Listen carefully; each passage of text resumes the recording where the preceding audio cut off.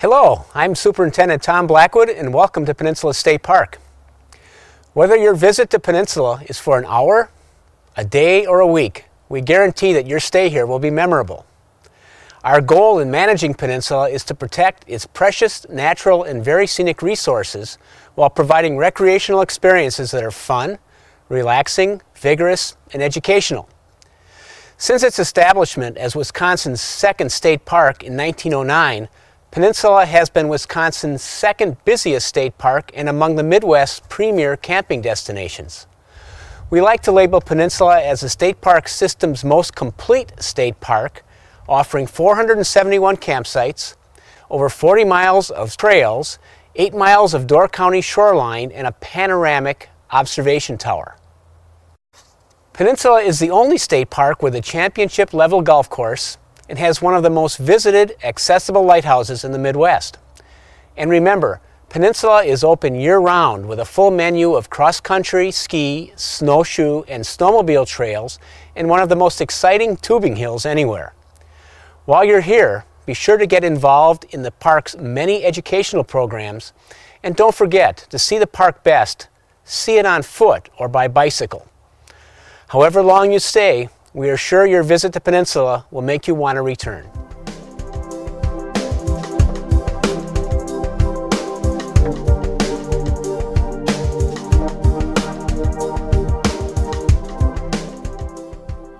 "100 years ago, John Nolan, a renowned city planner and landscape architect, was hired by the state of Wisconsin to identify potential sites for a state park.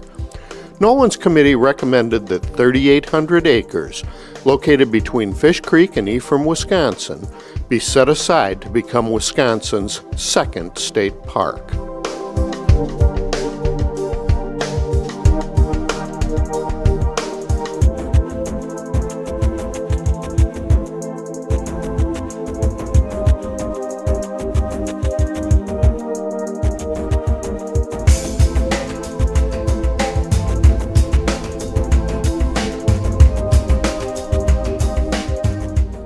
John Nolan described this land in his report to the Wisconsin legislature.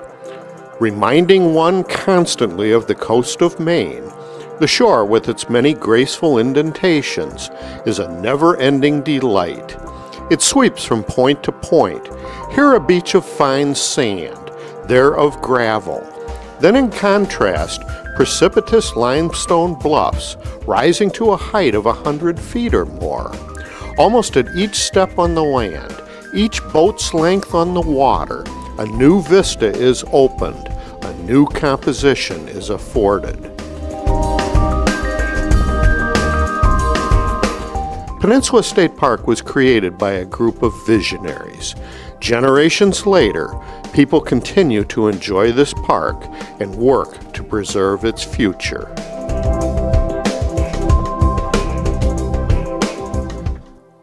The land to become the park was made up of 70 parcels, with about 40 families and individuals living on or earning a living from their land.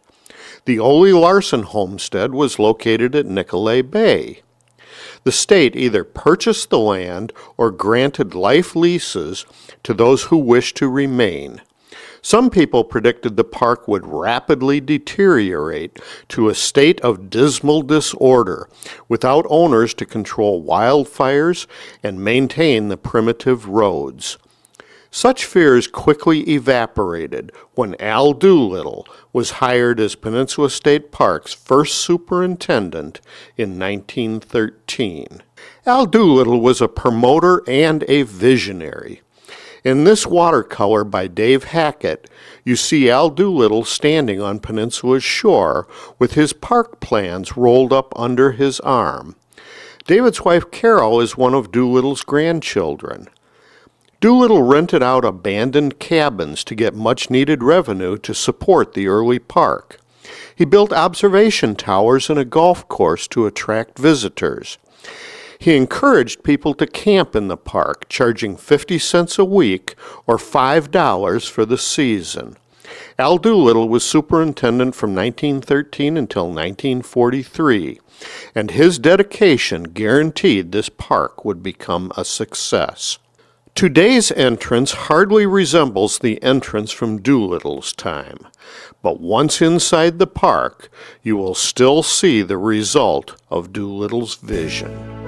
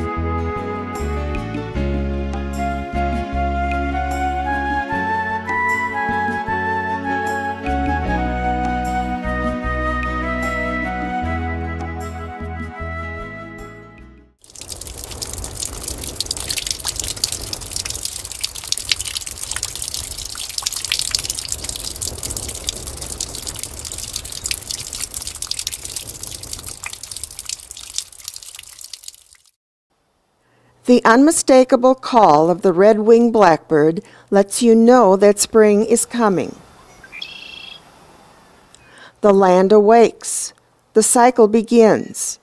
The sun, climbing higher every day in the southern sky, eventually breaks winter's lock on the park.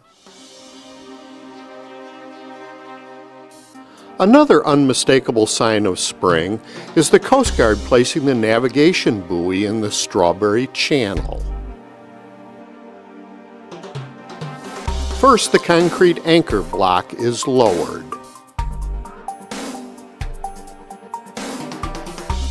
The buoy itself comes next.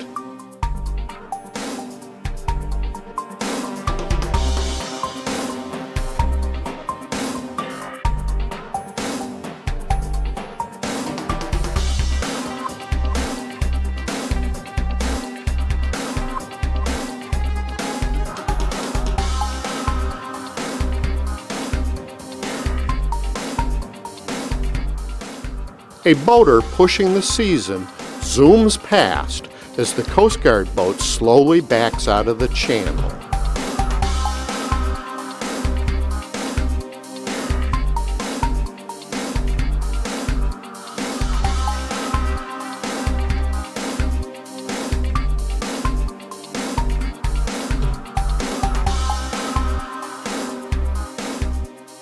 It's a rough ride for buoy number 6 when the sheep are running in Green Bay.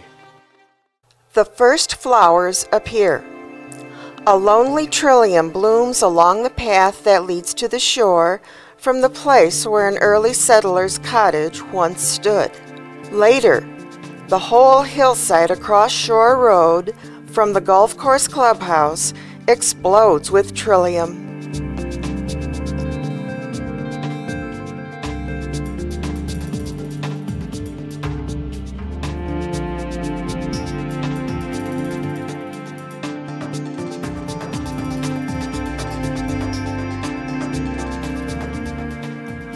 A carpet of blue forget-me-nots appears.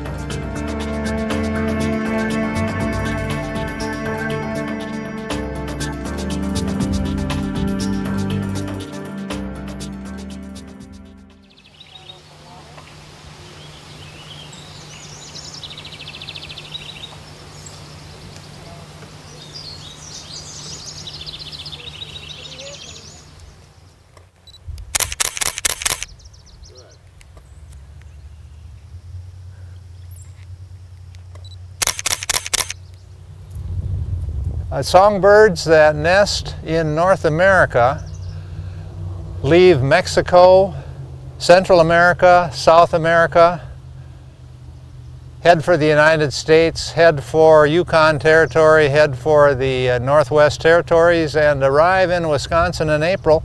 And they probably, for the most part, arrive at Peninsula State Park the first week of May.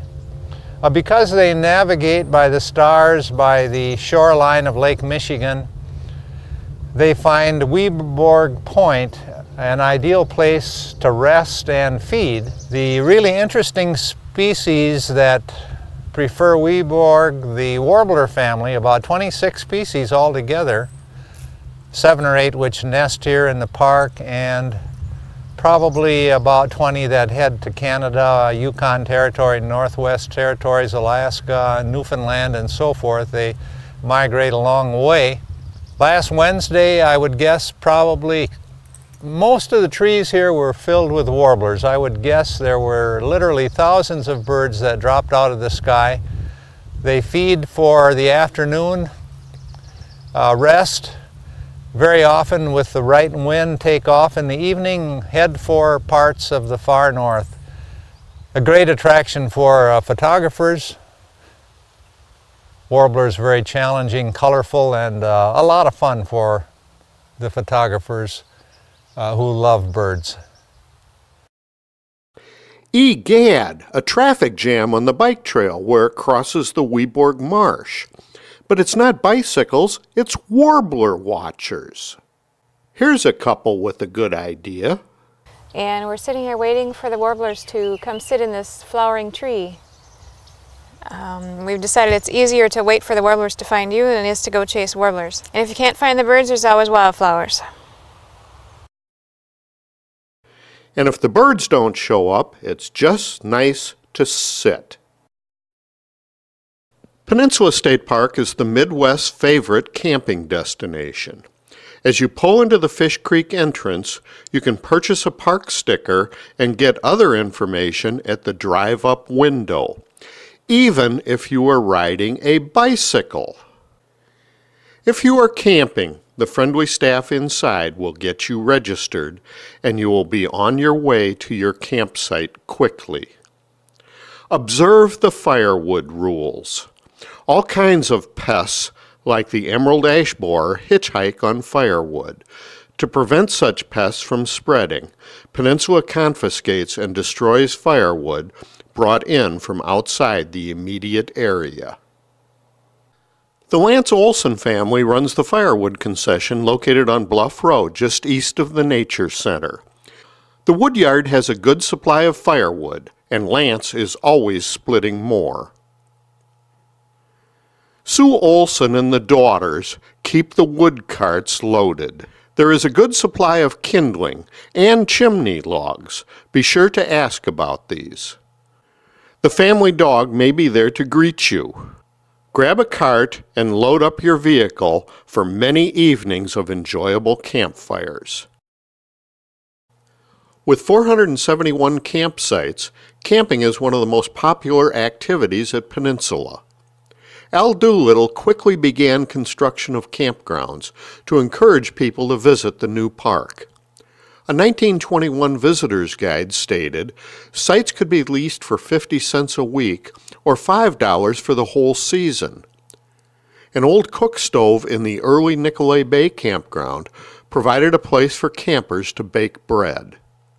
Elaborate wall tents with wood floors and attached kitchens let campers who stayed the entire summer have most of the comforts of home.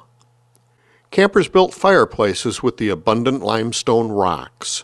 Green was a favorite tent color. Camping equipment has changed a lot since Doolittle's time, but the reason people camp remains the same. People need to escape from their cares and rejuvenate their spirits. From greyhounds to pup tents, and everything in between, including this snappy-looking teardrop design, you will see them all at Peninsula, including this motorcycle pop-up.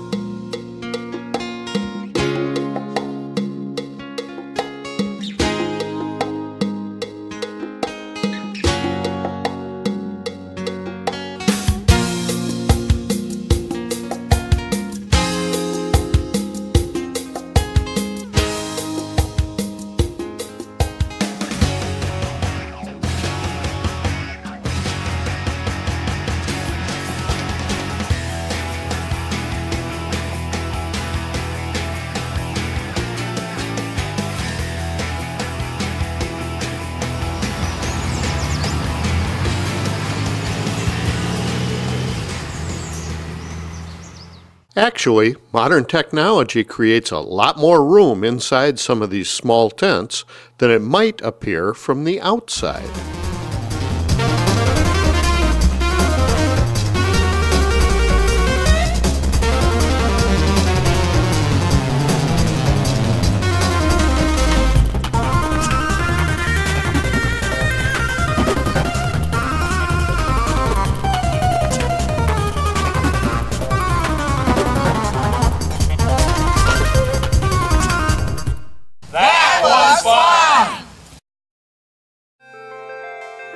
A special time for all campers begins as the sun gets low in the trees. The last rays disappear over Green Bay and are reflected on the ancient cedar trees. Darkness sweeps in over the water, and campers seek the warmth of the campfire. Place some potatoes and onions next to the coals. And cook some bratwurst and ribeyes on the gently swinging grill. After dinner, place one of Olson's chimney logs in the remaining coals of the campfire. It does not get any better than this.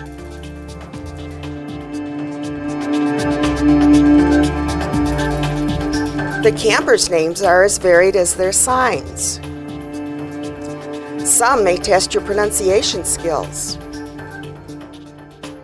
But all these campers share a common bond. They keep coming back to Peninsula to camp year after year.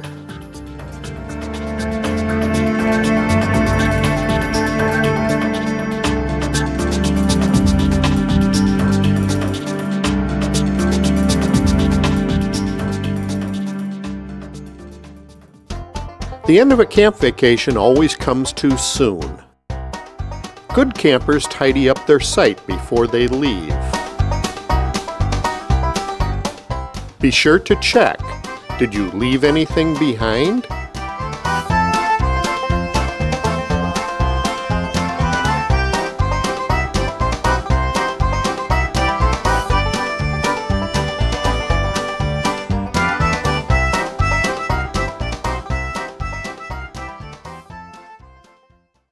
Welcome to the Nature Center at Peninsula State Park.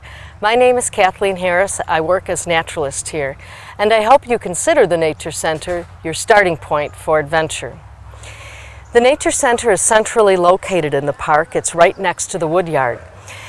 When the Nature Center was constructed back in the 1930s, it was built as a winter warming house. There was actually a ski jump on the bluff above us and an ice skating rink in the field beyond. Inside the Nature Center, you'll find displays of the native animals, plants. You'll see a map that lights up with various points of interest in the park and much, much more. So come on inside and start your adventure. We're Irvin Arlene Brandt, and this is our third season of volunteering. We'd love to welcome you and your family to the Nature Center and show you our diorama and all the interesting displays we have here. So please come and visit us.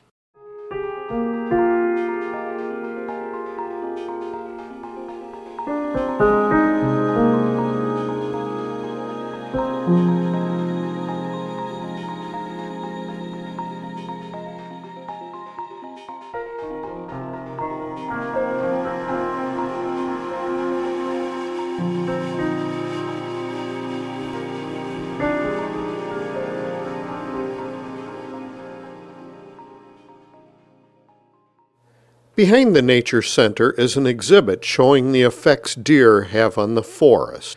The enclosure on the left prohibits deer from browsing. It is rich with undergrowth compared to the unprotected area on the right. Follow the nature trail for more exhibits and to view the remnants of the toboggan run that was part of the old 1930s winter sports complex.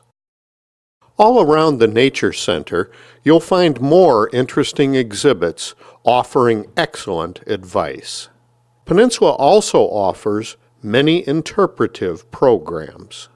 How did it become a cemetery? Well, there was a family named the Andersons, and the Andersons are buried mostly in that part of the cemetery.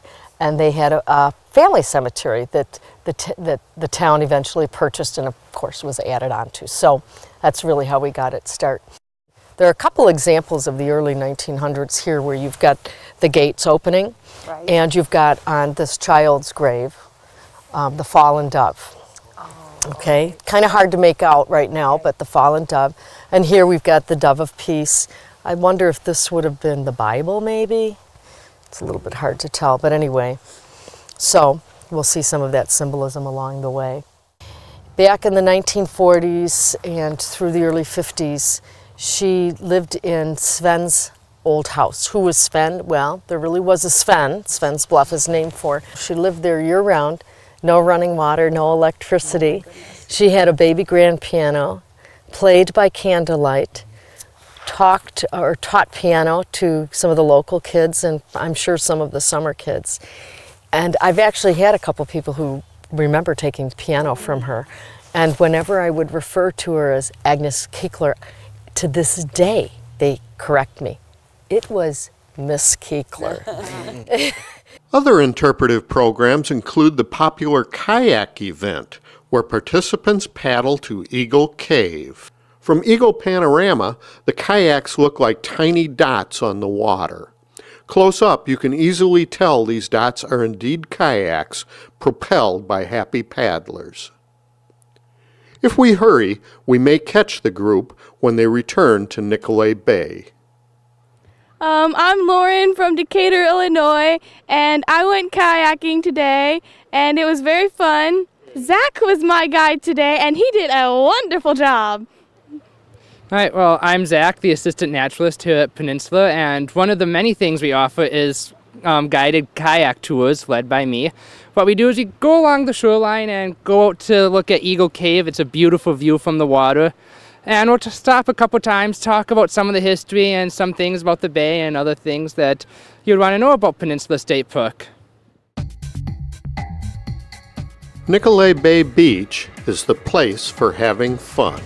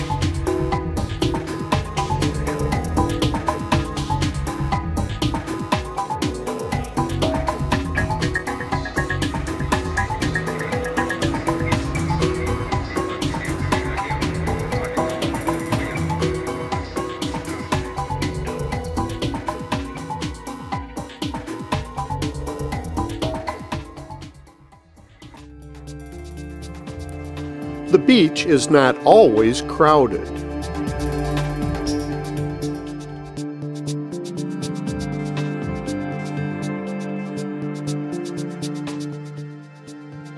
At times, you can find quiet moments to be alone.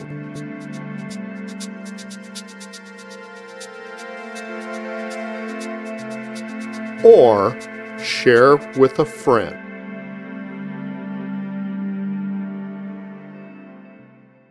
The Nicolet Bay store is located right at the beach. It is well stocked with everything a camper or day visitor might need. Ice is the #1 seller. The adjacent Shanty Bay shop has a good selection of sportswear. The snack bar will prevent you from being hungry and serves up great frozen custard.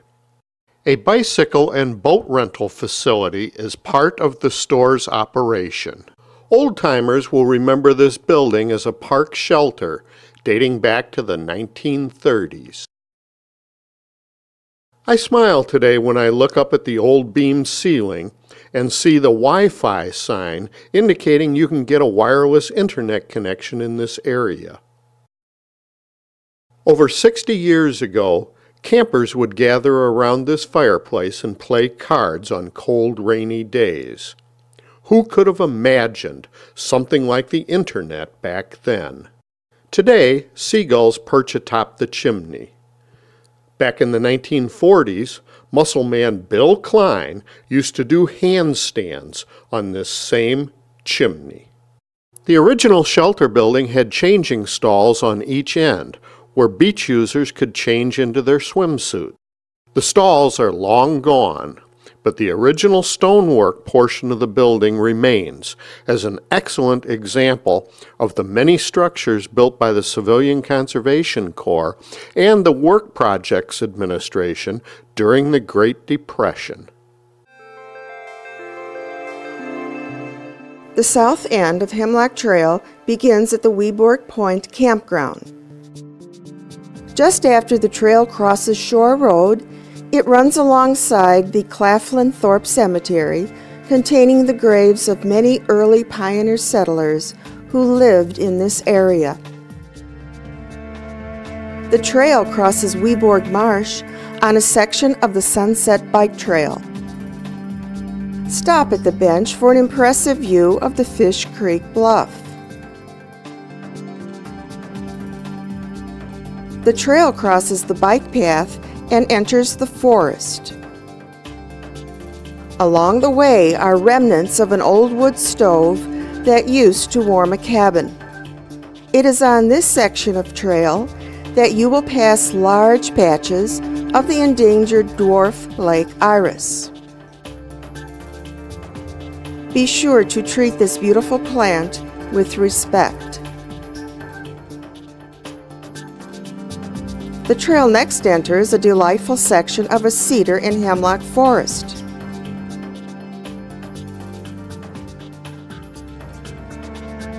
Hemlock Trail climbs the bluff at a gentle angle. Along the way, you will encounter small stone trail markers called cairns, constructed perhaps by some young aspiring engineers. Hemlock Trail follows the edge of the bluff and intersects with Middle Road.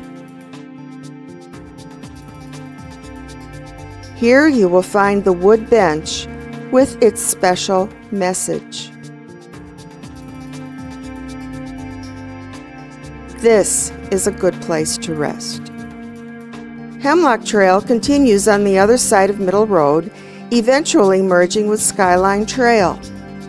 But at this point, we are going to explore an abandoned park road that begins at this gate.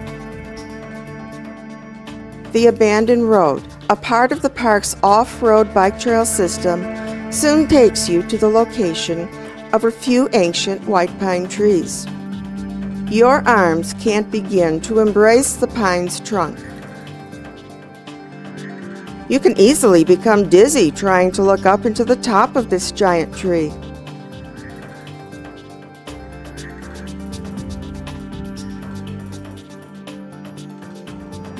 This old road continues until it ends at Highway 42.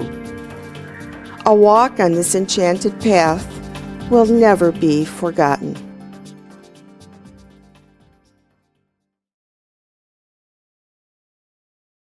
Well, it's a beautiful fall morning in Peninsula State Park, and you're at the Eagle Bluff Lighthouse. It's been around here for a while, 139 years.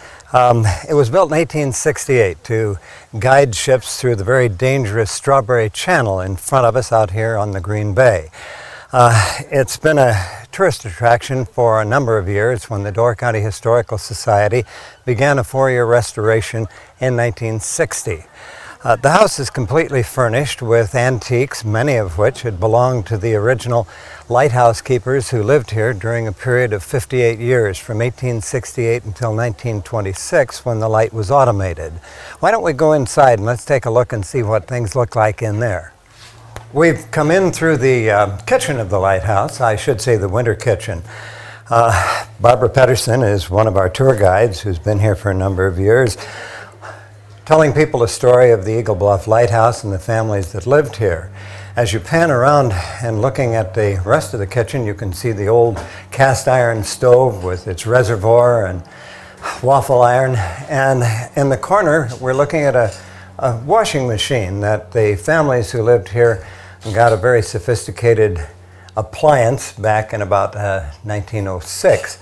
Panning further, over in the other corner, there's a blue and white wooden tub. And that tub was a family bathtub for a family who had 7 kids. Can you imagine Saturday night here in the wintertime with all 7 of those boys taking a bath in that little bitty tub? One of the original things that we were fortunate to be able to find was a piano that was purchased by the Duclon family. Mrs. Duclon wanted her sons to have an appreciation of music, and she had originally spent $15 for a baby grand piano, which was entirely too large for the house. It was returned, and this box grand with only 73 keys was sent to replace the baby grand. We're in the lighthouse keeper's bedroom, and it's kind of an unusual bed. It's a rope bed, and instead of having a box spring to support the mattress, a rope was woven from head to foot, side to side, and that would support the mattress on a grid. Unfortunately, ropes tend to stretch, and on this one you can see a stick that's on the side. If you twist that stick, it tightens up that grid, and that's where the expression sleep tight came from. In 1883, when Captain Duclon, his wife Julia, and his 7 sons arrived, there was a large bedroom on the 2nd floor where all 7 of the boys slept. You can see a trundle bed and also another stove, which in itself was quite unusual. This one had the most ornate of our cast iron stoves on the 2nd floor to heat this large bedroom where all 7 of the Duclon boys slept. One of the things that we're very proud of is our original 5th order Fresnel lens. It was installed in 1926 to replace a larger 3rd and a half order when they converted the light system to utilize acetylene gas as opposed to the previous kerosene that had been used. When you come and visit Eagle Bluff Lighthouse, you have the opportunity to climb the spiral staircase all the way up to the base of the lantern, which protects the lens, and see a close-up of it through a clear plastic hatch. Well, we hope you've enjoyed your brief tour of the Eagle Bluff Lighthouse. We'd like to invite you to come and do it in person. The lighthouse is open for tours from the middle of May each year and through the month of October. We do hope that you'll come and enjoy not only the beauties of Peninsula State Park, but also learn of the history of Eagle Bluff Lighthouse. The original Eagle Tower was constructed in 1914 and quickly became a popular attraction, drawing visitors to the park. This first tower was removed in 1932 and immediately replaced with the tower you climb today. Cable used to support the hoist that lifted the present tower's center pole into position can still be seen wrapped around a tree trunk. Everybody likes to climb the tower.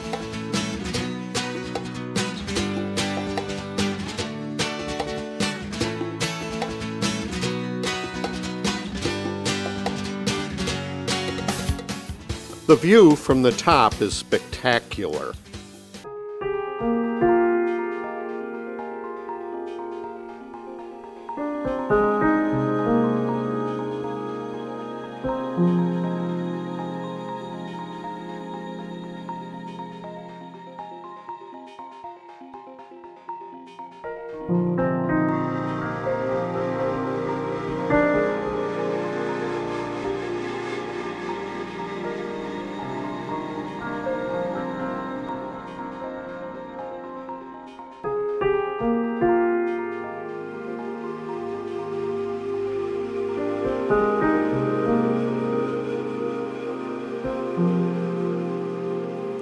And on occasion, you will see an eagle.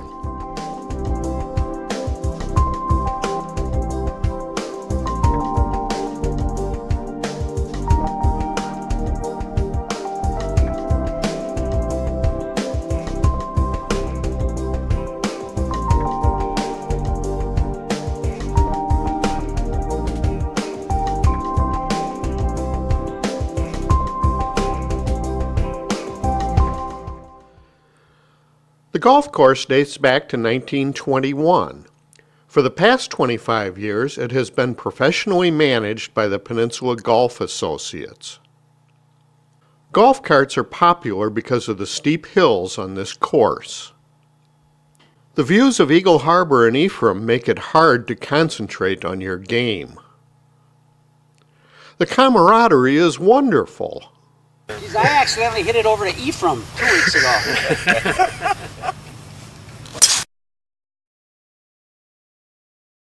Each hole has an appropriate name.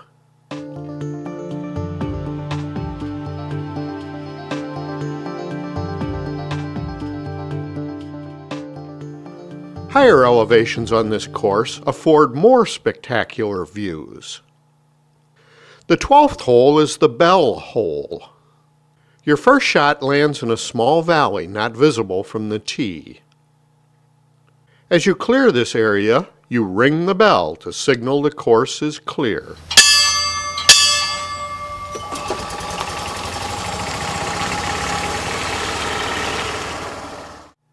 The clubhouse restaurant is open to the public for breakfast and lunch. Each window has a wonderful view. Chris Orsted makes some sinful deep-fried French toast. Serve to a happy Badger fan. A complete lunch menu is available.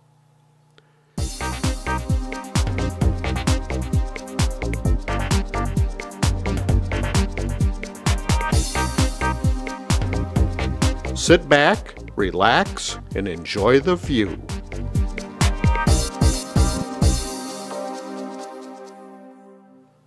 The memorial pole is located between the 1st and 9th hole fairways on the golf course. It can be visited during non-golfing hours. The original pole was dedicated on August 14, 1927, as a memorial to the Potawatomi who lived in the Door County area prior to the arrival of the first settlers. 5,000 people attended the dedication. The unveiling was performed by Chief Simon Kakwatis, Chief of the Potawatomi. Chief Kakwatis said, "We are grateful there are men who look with respect upon our fathers and have raised this pole as a visible sign."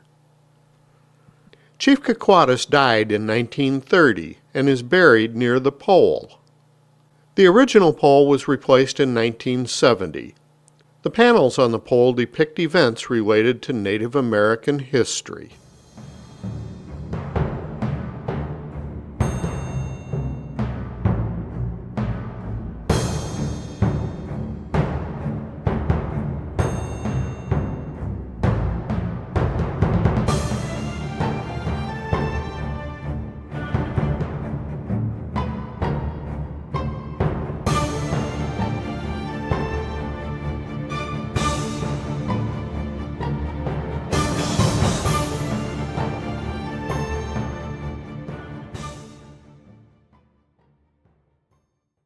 The Sunset Bike Trail is 9 miles long and takes you from the Fish Creek entrance to Nicolay Bay.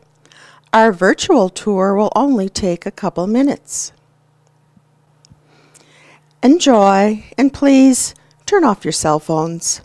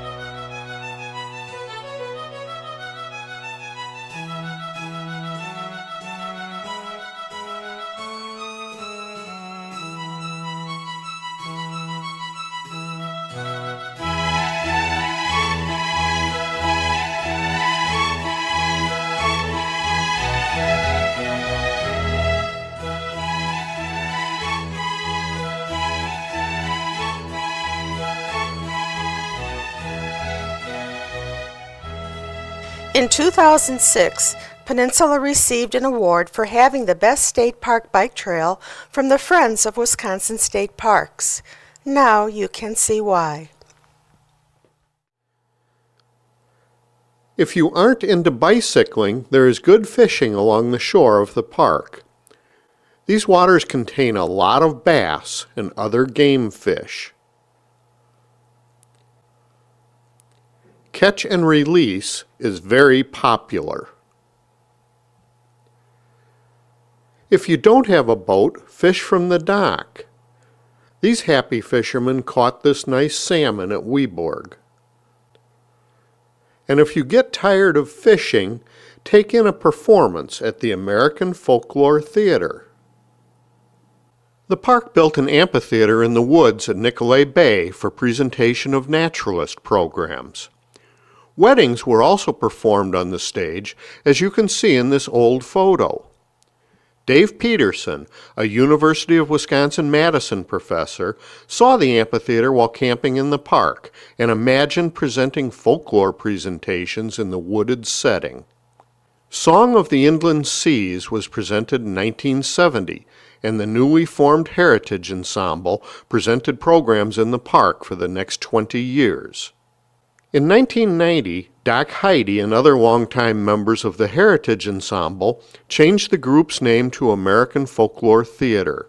You will easily recognize many of the popular shows produced by this group, such as Lumberjacks in Love, Muskie Love, and Guys on Ice.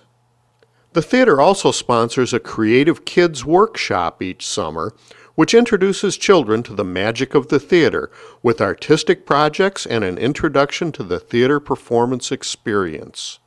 Summer performances at the amphitheater are presented June through August. More information about the theater can be obtained at their website, folkloretheater.com.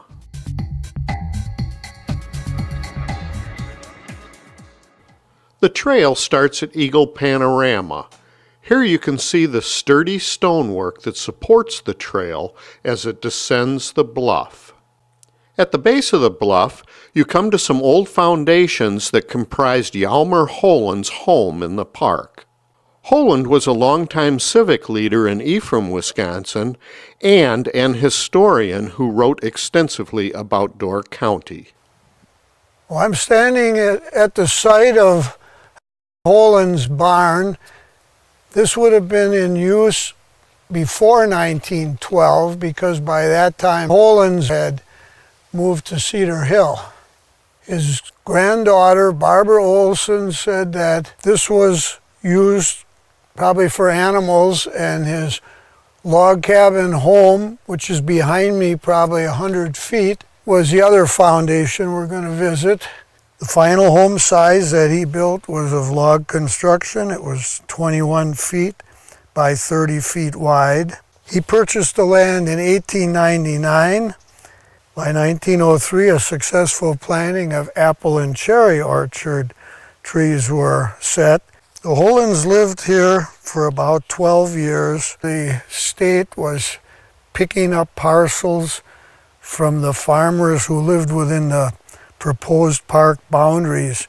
So Holland bought a parcel of land about a mile from here. Just walking along eastward on Eagle Trail. So quiet along here, all we hear is a gentle slashing of the water on the beach stones. Off to the left we have the north end of Ephraim Bluff, and beyond that we have Ellison Bay Bluff. We're getting into the sea caves.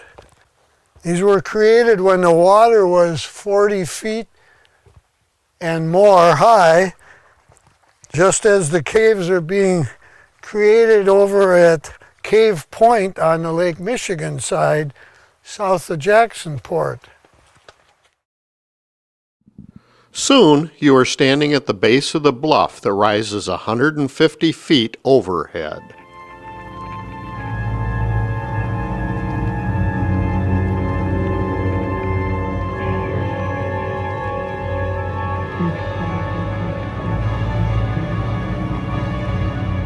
Hollowed out in the face of the bluff is a sea cave, known as Eagle Cave. Al Doolittle constructed wood steps to give access to the cave. This 1919 photo shows a hiker at the top of those stairs. Doolittle's stairs did not last long. Huge pieces of limestone often fell from the bluff and smashed the stairs to smithereens. Doolittle learned not to mess with Mother Nature.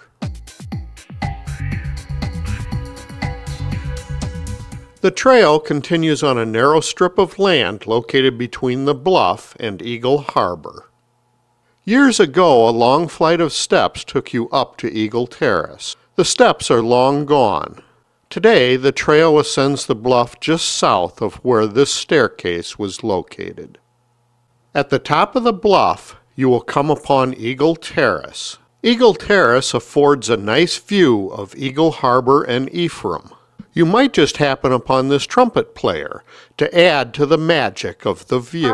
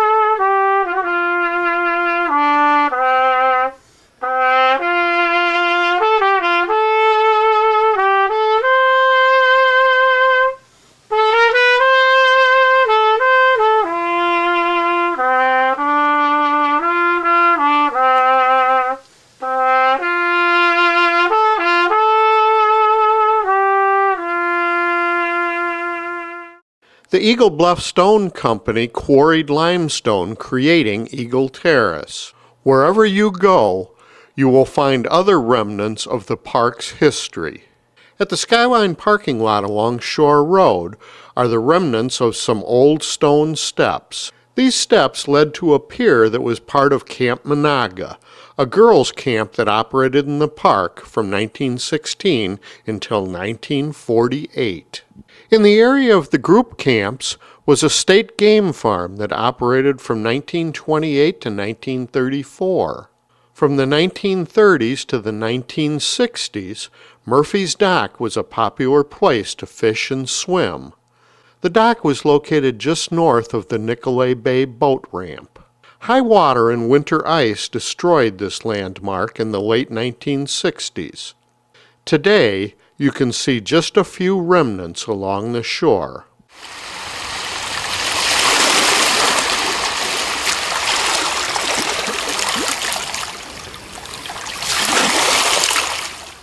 Horseshoe Island was once owned by a Nebraska banker who built a summer lodge called Engelmar. Some remember the old stone patio that was directly in front of the lodge.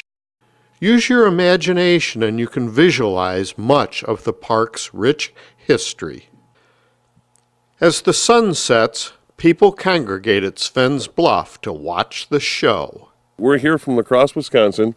We're on a vacation for a week, and we missed the sunset one night because of the clouds, and another night because we cooked and we weren't done eating in time to get up here in time to see the sunset.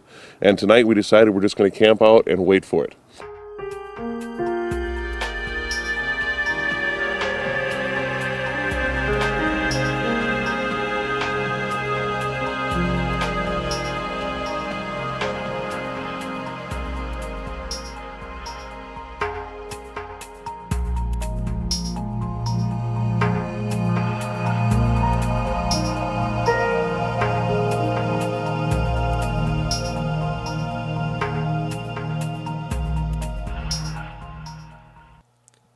The days get shorter and morning fog shrouds Fish Creek.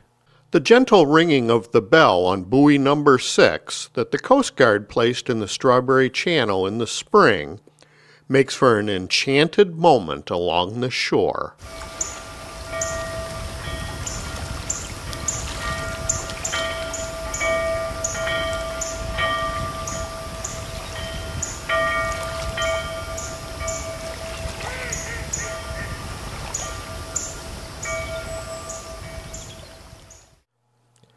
Fall colors begin to appear.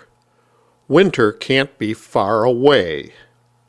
But in winter, Peninsula really comes alive.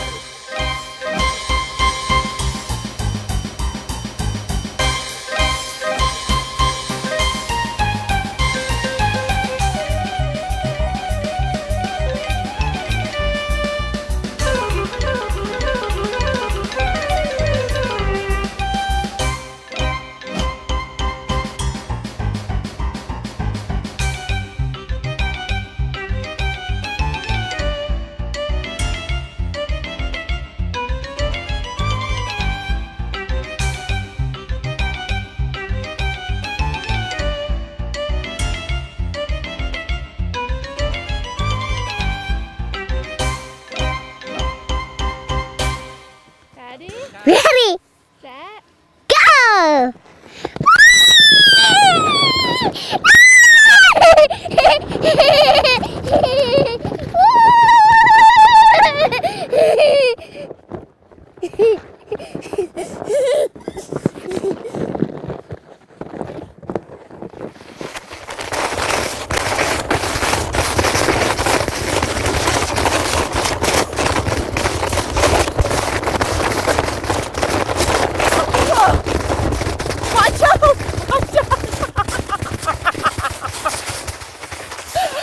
Okay, once was enough. What? I did it! Woo! If you only visit Peninsula in the summer, you may suspect these tires covering the end of the culvert at the bottom of Hill 17 are only to protect runaway golf carts. Now you know the real reason these tires are here. Peninsula maintains a series of excellent cross-country ski trails. The sound of your skis is often the only sound you will hear on the trail.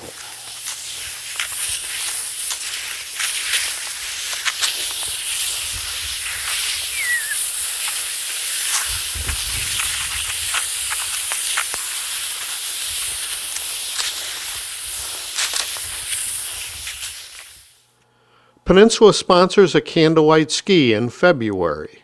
Gene Tyser, Assistant Superintendent, helps volunteers set up luminaries along the trail.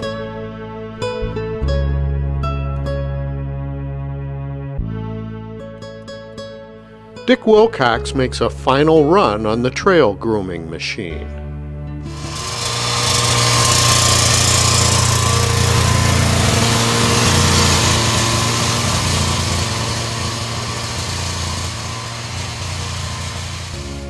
Then, hundreds of skiers experience the magic of the trail.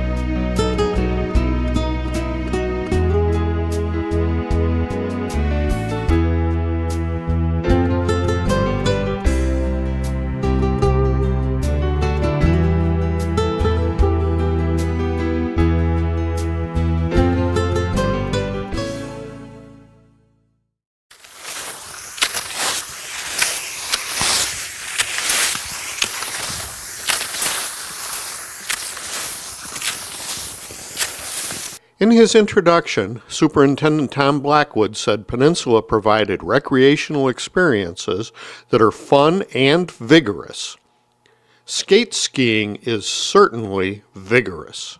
Good conditions for skate skiing are often favorable along the shore, and on occasion at the golf course, if there is a good frozen crust on the snow.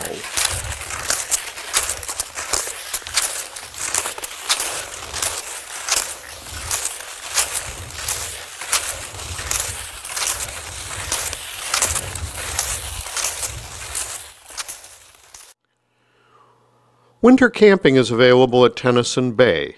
Water is available along with toilets in the form of the old vault variety.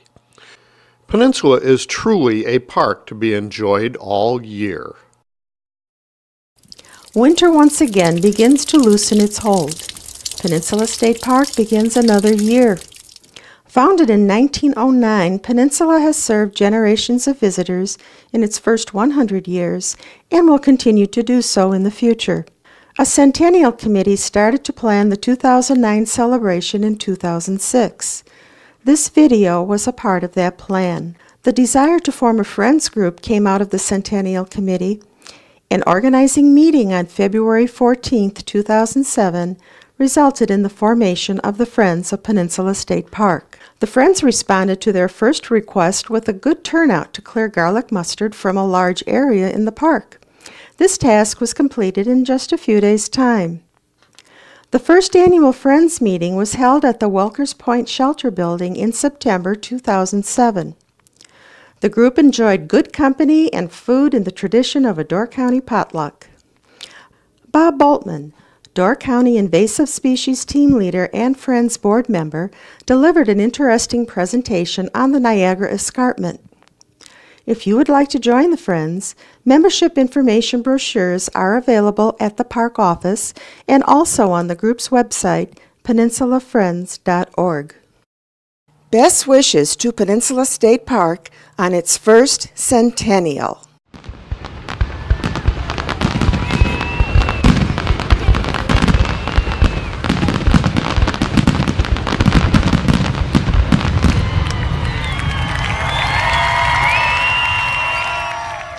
If you enjoyed this video, you might also enjoy my book, The Park.